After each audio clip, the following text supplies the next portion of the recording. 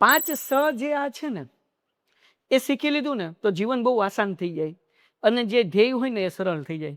પેલું સંબંધ, કોની સાથે હાથ મેળવવો, બધાય સાથે મિત્રતા ન રાખવી જોઈએ, આ મારું માનવું છે.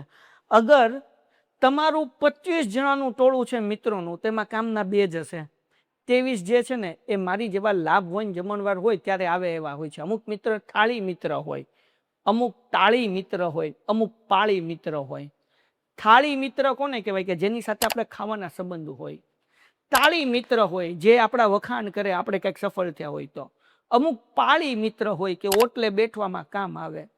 આ થાળી મિત્ર, પાળી મિત્ર અને તાળી મિત્ર, આ મિત્રોમાંથી સાચા મિત્ર કયા? કે જે આપણને સુખ દુઃખમાં કામ આવે, એવા મિત્રોને સાથે રાખવાના, એને સંબંધ કહેવાય. બીજું સમય, તમે તમારી જાતને સમય આપો. તમે લોકો સાથે ફુઝુલ બેઠવા કરતા, એની સાથે સમય બગાડવા કરતા પોતાની જાતને સમય આપો. સમજ, કોઈ પણ કામ કરો ત્યારે 2 વખત વિચારો, પછી સમજદારીપૂર્વક નિર્ણય લ્યો.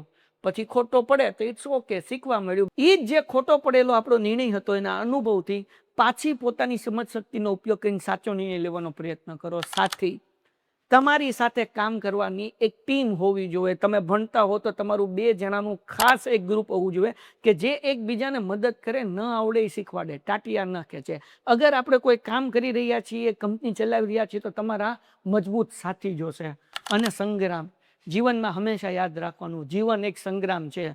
રોજ ઉઠીને એક પ્રોબ્લેમ આવશે જ, તૈયારીમાં જ રહેવું. પ્રોબ્લેમ આવે ત્યારે આશ્ચર્ય ન થવું જોઈએ, આપણે પ્રોબ્લેમ માટે રેડી જ હોવા જોઈએ.